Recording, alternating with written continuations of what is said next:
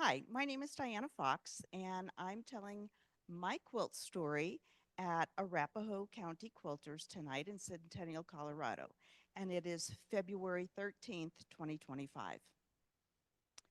This is Tree Rings 3. I'm a member of a group called Four Common Corners, and we formed at the beginning of the pandemic, not really knowing that we were actually going to have a pandemic. And we are members of we all live in the Four Corners states. Most of us have not met each other at that point, and we created two themes. So the theme that somebody threw out was the wisdom of trees. And I thought, what in the world am I going to do with that? So we have a wood pile on our property that we use to partially heat the house. So I went and sat in the wood pile and I did rubbings on the cut ends of the wood.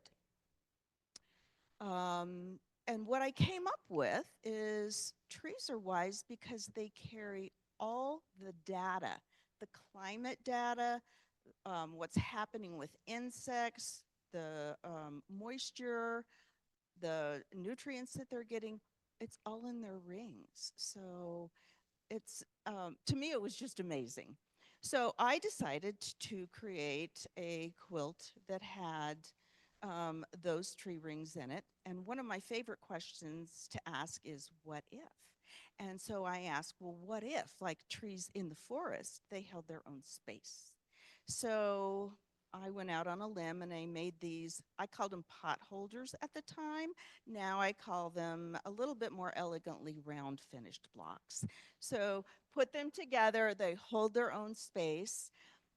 What's also fun about this particular technique is I've made a couple quilts in this style and taken them apart later because I didn't like them and it was pretty simple to do, and reconfigured them in a different way and made them actually quite larger. So the materials in this piece are, it's everything. It's military uniforms, it's clothing, it's pants, there's some salmon color in here. My neighbor lost her husband, and he was a world traveler. And she said, can I put one of his shirts in there? And I know he'll still get to travel.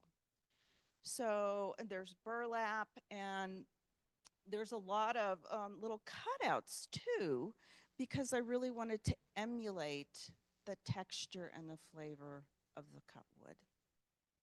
So this was a jumping off point for me. I've gone on to make a whole series of quilts with round or oval blocks that have a lot of space in between. That's my quilt story.